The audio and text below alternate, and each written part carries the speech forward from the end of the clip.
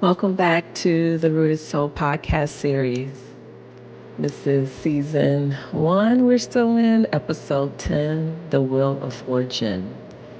And so in today's episode, we are going to be talking about the energy of 10, new beginnings, 0 to 9 cycle completion of learning, growing, and becoming, and entering into the energy of 10, the multiple directions of life, the wheel of fortune. 0 to 9, a cycle of completion. So 10 represents a new beginning. It also represents the ending. I think it should be important to note that this cycle is not something that happens in chronological order. And you may spend longer in one energy working through coming into balance, harmony with it than another. And you may also go backwards and then forward between energies. Life is cyclical. That's a tongue twister for me. You may spend multiple cycles around the sun just working on coming into balance with one energy. I think that's important to note. So in saying that, when you have worked your way through the energy of 0 to 9, a cycle of completion, and entered into the 10 energy in harmony and balance, right? So like meaning you went through the cycle 0 to 9 and you did the work, and now you are empowered with those energies and you're moving in order, balance, and harmony with them. Remembering that 9 is the energy of the hermit. And so when you got to the end of the cycle, when you reached 9 energy, you had that quiet time, the time of contemplation, of gathering insight and clarity on what you're supposed to do next. So now you enter into 10 energy, right, with the energy of 1, which is the magician energy, and you're ready to manifest things, but you still have that purity level of 0, right, that pure imagination. It's now with you, not from a place of infancy, the 0, the pure energy, those dreams, that dreamer in you, right, but from a place of maturity. Like you've been through some things, you've lived through some things, you've worked through some things, you've healed through some things, but you still were able to maintain the dreamer in you, that pure imagination, that purity. You've kept that with you. And so you utilize that with the magician energy to manifest the things that your spirit is telling you you need for your life, or how your life should look, right? That's the energy of number 10, the energy of the wheel of fortune. So now that, you've made it to this place in the healing journey, the doors of opportunity and new experiences await you. This wheel of fortune, options of pathways that I can choose, moving in the direction of what my spirit is calling me to manifest for how my life needs to look. Sometimes when we think of the word fortune, we think of it in a way that is like it only means positive things. But the way that I see the wheel of fortune energy is I choose a path, right? And on that path, I'm trusting that fortune will accompany me on this journey. Now, this doesn't mean you won't also encounter unpleasantness and neutral occurrences. I may have in the beginning of the journey a whole lot of fortune that happens, and then in the middle of the journey, it seems like it's just a string of unpleasant events that occur. And then towards the end, it just seems neutral. Or it could be a mixture in the entire journey, a little bit of each along the way. Pleasant, unpleasant, neutral, then pleasant, unpleasant, neutral, or unpleasant, neutral, then pleasant. But the fortune is more about knowing that you carry the energy of fortune with you no matter which path you choose. Not like if I don't choose this path, right? Like if I don't figure out which one is the right, and I'm putting that in quotation marks, path, I will not have fortune with me. I believe that's a misconception. Fortune is always with us. Now, however, I think it's important to say, if your spirit is speaking to you and telling you to go in a certain direction, right? It's telling you to do something or to not do something, and you dishonor what your spirit is saying to you, that could lead to a path of misfortune, right?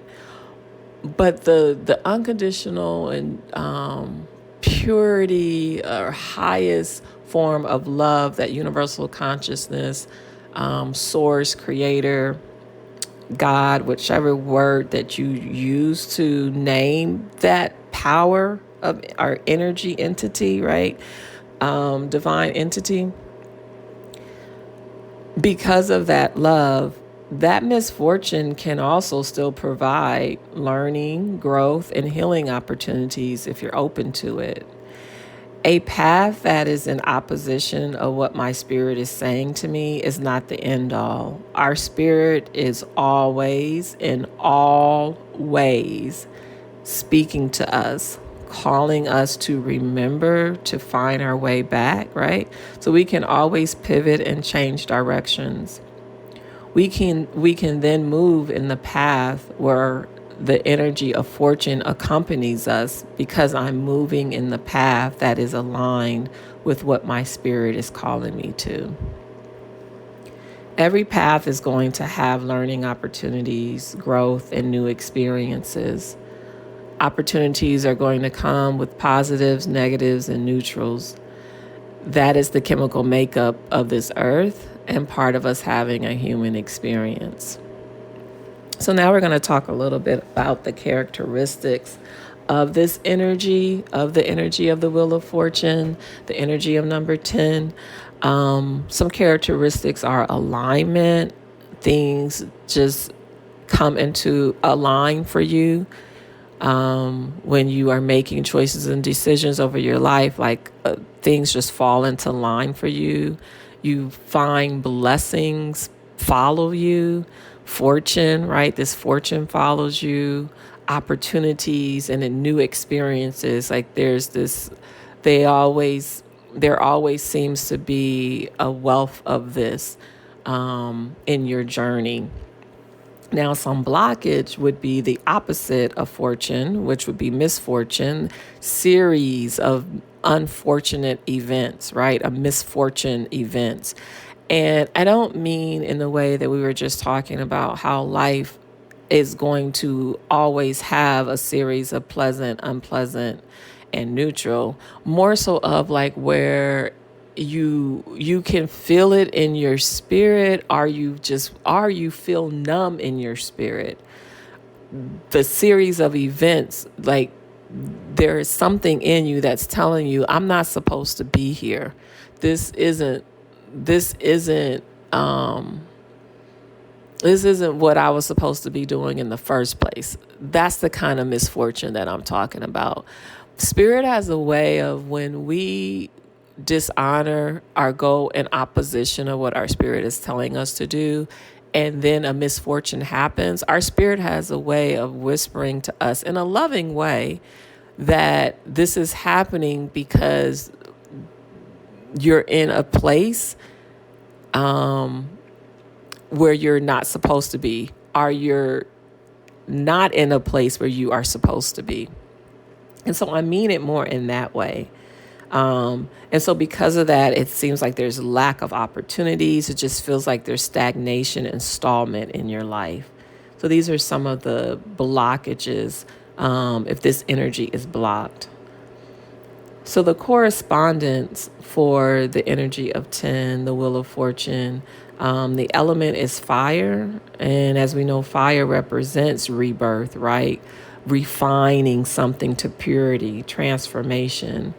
And the planet Jupiter. And when we think about the planet Jupiter, it's called the fortunate planet, right? It's considered a benevolent planet.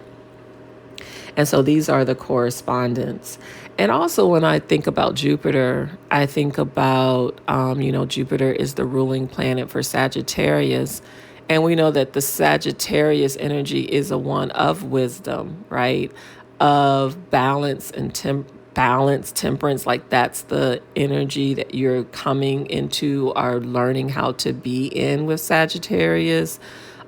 Is that energy of temperance, meaning I can hold this wisdom and use this wisdom from a place that is in balance and harmony with my higher and lower self. And in some of the previous series, I've talked about, not series, I'm sorry, episodes, I've talked about this concept of higher and lower self, and not in the terms of one is good and one is bad. No, they need to be in harmony and work together. One lower meaning on the ground, boots on the ground, walking this earth, having this human experience. And higher self meaning the other layer of you, the spirit layer of you, right? The layer of you that is connected to universal consciousness, right? Connected to spirit guides, soul groups, connected to ancient wisdom, the Akashic records, and how they both need to be in flow with one another so that you are able to have a human experience that allows you to continue the cycle of learning, growing, and evolving, right? So that's what I mean by higher and lower self. So when we think about Jupiter energy, right, like it is this energy of wisdom, of balance, of higher and lower self, which allows you to use the energy of fortune or carry the energy of fortune with you or accompany the energy of fortune with you on your journey. So the alchemy that's taking place is the transition to another level of working with energy, right? So you've gone through 0 to 9, and now it's kind of, think of it like a graduation. And so that kind of leads us right into some ways of working to allow this alchemy to take place. And so when we think about the ways of working for this, think about it in ways of aiding the body, mind, and spirit in transformation, in transitioning to another level of being with it, of being, right, embodying energy. And so exfoliating the skin, rather through a scrub or a bath, can be very beneficial. There are types of natural exfoliators like sugar, salt, ground coffee. Oatmeal is one that can be very beneficial for if you have sensitive skin, but it can also be used to kind of exfoliate, but a little bit more gentler versus something like salt, which can be a little bit more tougher. So it may be something you would only want to use on areas like your elbows or feet.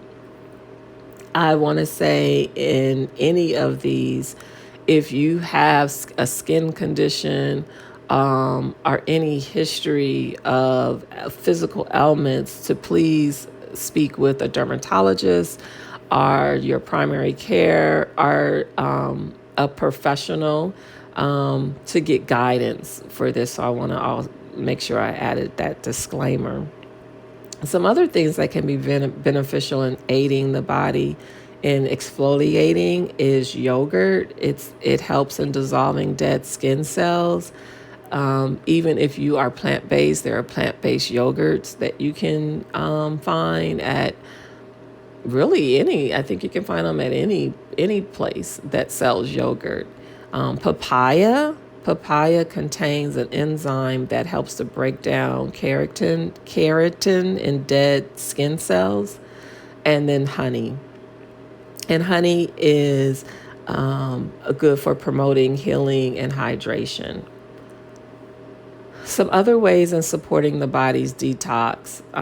So we talked about exfoliating the skin, right, and the cells, but also the body goes through a detox. And so our bodies naturally go through detox, but we can aid and support that, or we can harm that, right, which would be a that's a whole nother conversation that can be had in learning how to not harm it from happening, but aid it in happening.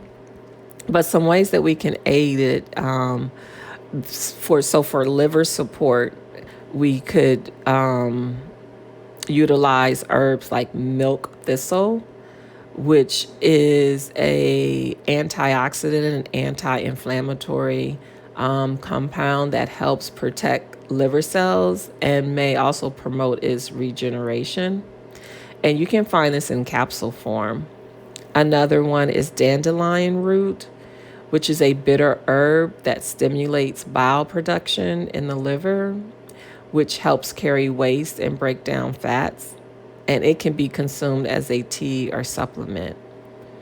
There's also turmeric, which is an anti-inflammatory compound that helps protect the liver from damage. And turmeric is also just can be really beneficial for anti-inflammatory purposes just in general.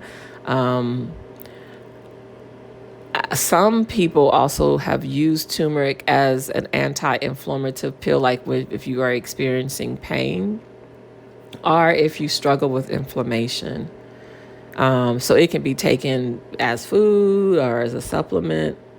And then the other one I'm going to mention is burdock root, which is a root that is traditionally used to support liver function and improve digestion. It also contains prebiotic starches that support gut health. So these are some ways of aiding the liver detox support. Again, as I mention these things, if you are not familiar with working with herbs and vitamins, to please consult a nutritionist or an herbologist, or if you have any pre-existing physical issues, to please speak with a medical professional. All right, so for kidney and urinary tract support, there's nettle leaf.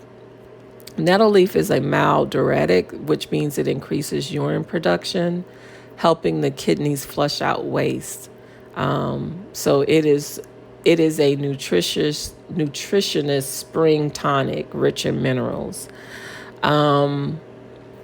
I'm not sure. So I know for me, I find nettle leaf at my local farmers market. I'm trying to think if there's any place else I've seen it at. That's pretty much where I have found it more, like if you have a local farmers market that you frequent. Cranberry. This is one that a lot of us are accustomed to knowing about, its ability to help prevent urinary tract infections. So cranberry is another one. Parsley, which is another gentle diuretic that helps promote kidney function, and is also a source of antioxidants and vitamins. And then finally, digestive support. To aid the body in digestive support, ginger. Ginger stimulates digestion, it improves circulation, and soothes the digestion tract. And ginger can be consumed as a tea, or you can add it to meals. You can also sometimes find it in cubes, like candy type cubes. So ginger is one. And then lastly, cilantro, which can help bind heavy metals, assisting in their removal from the body. It also stimulates digestive enzymes. So those are some ways of working. And so, as always, in closing, I always like to leave you with an affirming statement that aligns with connecting with this energy, or calling this energy back to you, or just maintaining a healthy communion with this energy. And so the affirmation that I want to leave with you is, fortune is always with me. Fortune is always with me. And I want to thank you for taking time to listen to this podcast. I want to affirm you for wherever you are on your healing journey and the work that you are doing to live in harmony and balance with yourself and your loved ones and community. If you find that you are struggling through that and are in need of additional support, I encourage you to visit Rooted Soul's website, www.rootedsoul.net. See if what we offer aligns with you, and if so, reach out for a free consultation. Until next time, bye bye.